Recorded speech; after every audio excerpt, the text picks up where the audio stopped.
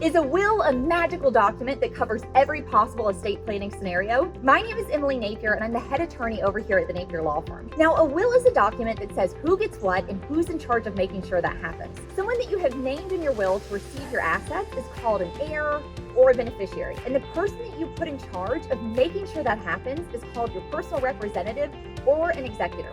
Now, it's important to note that a will does not apply to assets that have a surviving joint owner or an asset that has a living beneficiary that you have previously designated. Now, for example, I want to talk about retirement accounts or life insurance policies for a second. If you have a spouse that has been named and then your children, then the assets will be paid directly to that living beneficiary who's named regardless of what your will says. So if you have a will, and yes, a will is a very critical part of your estate plan, you need to make sure that it's in sync with everything that you jointly own and also everything that you have previously named a beneficiary so that everything is working together in accordance with your wishes. Also, for property passing under a will, it's really important to note that will has to be filed with the probate court, and it has to be reviewed and approved before a personal representative that you have named can act on your behalf, can gather those assets, pay any creditors who you might owe money, and then ultimately distribute those assets to your heirs. Also, the average cost of probate in Georgia is 5% of your estate, and it's a very public process. Now, the will is a document that does have to go through probate, and this is a very common myth that we run across when we're talking to potential clients. People think that it's just this magical document that it covers every possible estate planning scenario, and that's just not the case. Now, it's critical and you need it, yes,